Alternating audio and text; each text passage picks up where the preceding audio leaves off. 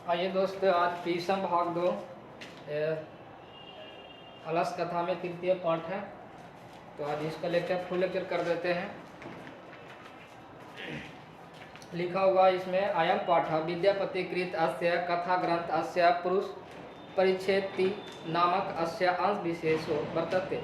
यह जो पाठ है विद्यापति द्वारा कथा ग्रंथ के पुरुष परीक्षा नामक अंश विशेष है। पुरुष परीक्षा सरल संस्कृत भाषायां कथा रूपेण विभिन्ना मानव गुणना महत्व वर्ण्यते दोषाणां च निराकरण शिक्षां ददाति।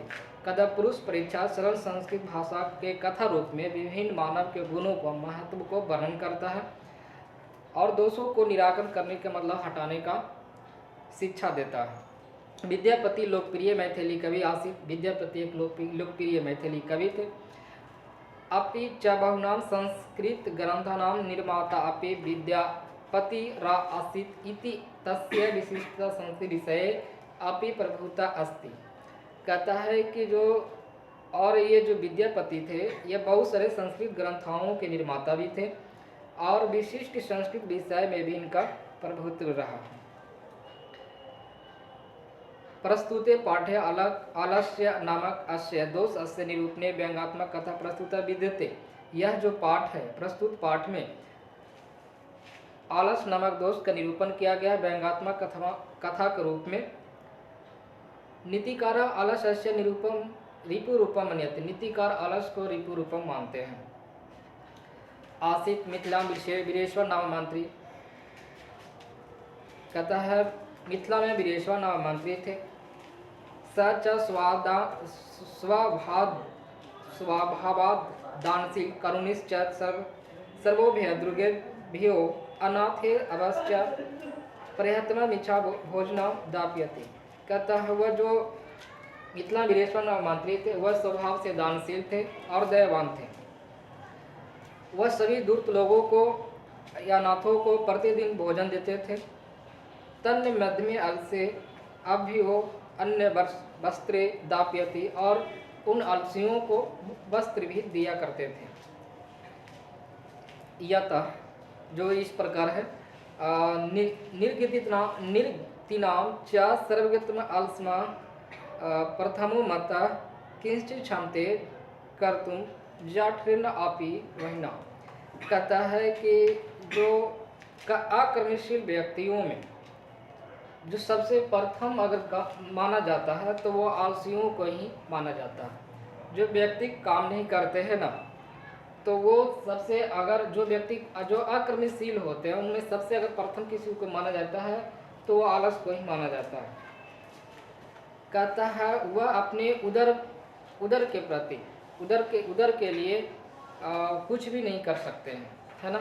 यानी आलस को आप वस्त्र भोजन दे सकते हैं तो अपना भरण पोषण करेगा, अन्यथा नहीं कर पाएगा। इसका मतलब ये हुआ। कहता ततो अलसनाम पुरुषनाम तथेष्ट लाभम श्रुत्वा वह वस्तु परित मिर्जा अस्त्राम वरुतल्य बहुवा इत्यादि। कहता है उसके बाद आलस पुरुष जो है इष्ट लाभ को सुन करके और भी बहुत सारे लोग चले आए। स्थिति सौक्य मूला ही सर्वेशम अपि साते सजित नाम सुखम दृष्टवा के ना धावंती जातवा। कहता है जो सुविधाजनक स्थिति को देख करके सुविधाजनक स्थिति सभी लोग पाना चाहते हैं, है ना। जब अपनी ही जाति को सुख को देख करके कोई भी लोग दौड़े चले आते हैं तो इसका मतलब ये होता है कि अपने ही जाति को जो सुख दिया जाता है ना तो दूसरे जाति भी चले आते हैं ग्रहण करने के लिए वस्त्र और भोजन।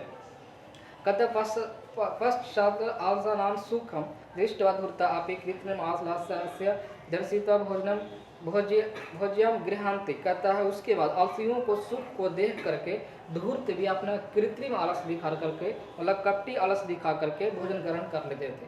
जो आलसियों को तो मिलता था भोजन और वस्त्र वो तो मिलवे करता था, लेकिन कुछ लोग उस आलसियों को देख करके सुख को देख करके और भी लोग धूर्त लोग आ जाते थे और भोजन और वस्त्र वो जो सेवक थे उन्हें से ग्रहण कर लेते थे।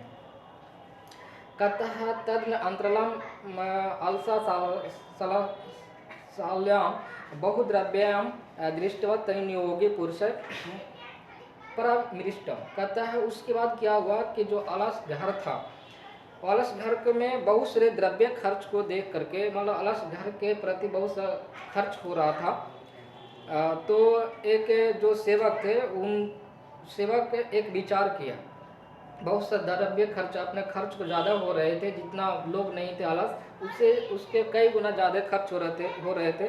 तो उसके कारण हुए जो सेवक थे वो विचार किया यदि माँ बुद्धस्य करुणा केवल में सेभ्य स्वामी वस्तुतः दापयंती के अपने आलसम अभिगृहांति इसमाकम प्रमादा। कहता है वो विचार किए कि जो बुद्धि से परेशानी में है, जो बुद्धि या कम है या दिक्कत असक्षम है, उन्हें और आलसियों को केवल वस्त्र और भोजन दे सकते हैं स्वामी, लेकिन ग्रहण कर सकते हैं, लेकिन कुछ कपटी आलस भी ग्रहण कर लेते थे। तो एक विचार किया गया कि ऐसा किया जाए ताकि इसका परीक्षा लिया जाए। तो यही कर रहा है कि यदि भावती तदला पुरुषानाम परीक्षा कुर्म, तो यदि ऐसा होता है, पता चले कि कौन आलस है कौन धूर्त लोग हैं, तो वो क्या करते हैं कि वे सेवक परीक्षा करते हैं। इति परामृश्य परसुप्त अलसायाम त्रिनोगे पुरुषा बहिनाम दापयति निरूपयामिषु। और वो जो आलस के घर था उसमें सोए हुए आलस लोग थे, तो वे सेवक ने जाकर के घर में जाकर के आग लगा करके निरूपित करते हैं, मतलब आग लगा देते हैं। तत्व गृह लग्न प्रवृत्त अग्नि दृष्टवा धूर्ता सर्व पाल्याता। कहता है कि सभी लोग, कहता उसके बाद क्या हुआ कि गृह लग्न प्रवृत्त अग्नि, बढ़ते हुए घर में जो बढ़ते हुए आग जो था, घर में बढ़ रहा था आग, तो उसको देख करके सभी धूर्त लोग पलायन कर गए, मतलब भाग गए। कहता पश्च दिस आलसानाम अपि, और कुछ आलस भी भाग गए, मतलब कि जो कपटी जो आलस था या तो फिर कहिए कि जो धूर्त लोग थे वे सब पलायन कर गए। चतवारा पुरुष अस्त्रत्रयत्व सुप्तवा कथा प्रस्प लापयंती। कहता लेकिन चार जो पुरुष जो थे वो आपस में वार्तालाप करते रहे, परस्पर बातचीत करते रहे।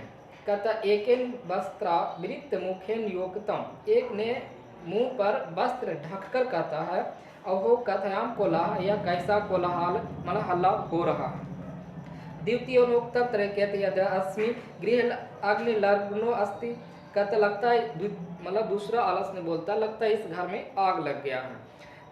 तृतीय नोक्तम कोयपी ना धार्मिको नास्तिक। तृतीय जो आलस था वो कहता है कोई ऐसा धार्मिक या इदानी जलाध्राव शोभी कटरवा समामय पार्वी नोती। कहता है कोई ऐसा धार्मिक नहीं है जो कि भींगे हुए चटाई से हमें आकर के कोई ढक दे। चतुर्थ मतलब चतुर्थ आलस ने बोलता अये बाचर, मतलब अरे बाचर कति बाचनानी वक्तुम सप्तुम तुष्णिम कथम न तिष्ठा। कहते अरे बाचल कितने वचन बोलोगे, तू चुप क्यों न रहते हो। पहला ने बोला लगता है इस घर में आग लग, ये कैसा कोलाहल हो रहा। दूसरा ने बोला लगता है इस घर में आग लग गया।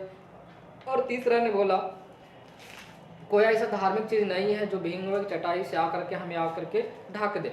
चौथे ने बोलता अरे बाचल कितने वचन बोलोगे, चुप क्यों न रहते हो। ततश्च चतुर्ना अपि तेषामेव परस्पर वार्तालाप श्रुत्वा विघ्न च प्रविध मेषाम उपरि। कहता है पति सेयंतम दृष्ट्वा नियोगी पुरुष वर्ध्यम भयम चतुरा पश्या केशो व कृष्या गृहत्वा गृहात बहिकृता। कहता उसके बाद क्या हुआ कि उन सब चारों का वार्तालाप को सुन करके और बढ़ते हुए अग्नि से डर करके वो जो सेवक थे वो क्या हुए कि उन चारों अलसियों को घर से बाहर निकालते हैं, है ना। उनके चार अलसियों को केसों को पकड़ करके बाहर निकालते हैं, मर जाने के भय से उसे क्या किए बाहर निकाले। कल तत्पश्चात लोग क्या तरी नियोगी बैठना, और उनके द्वारा बोला गया, उनके बाद कहा गया अलसियों को पत्रिय गति स्त्र नाम बाल का नाम जननी गति नालसा नाम गति को काशी लोग के करुणा लीना। कहता है स्त्रियों की जो गति होती है वो पति होती है और बच्चों की गति माँ होती है, पर इस संसार में अलसियों के लिए सिर्फ सेवकों के ही संभव है, वो कर सकते हैं। हालांकि इस अलसियों के लिए इस संसार में कोई गति नहीं है। जो दैवान है दानशील है वही अलसियों के हैं, अन्यथा कोई नहीं है। कहते पश्चातेषु चतुर्विशेषु तत्व अधिका वस्तु मंत्री दाप आश्रमिक। उसके बाद क्या हुआ कि चारों आलसियों को बहुत सारे अधिकतर वस्तु मंत्री दे देते हैं और फिर ये कहानी खत्म हो जाता।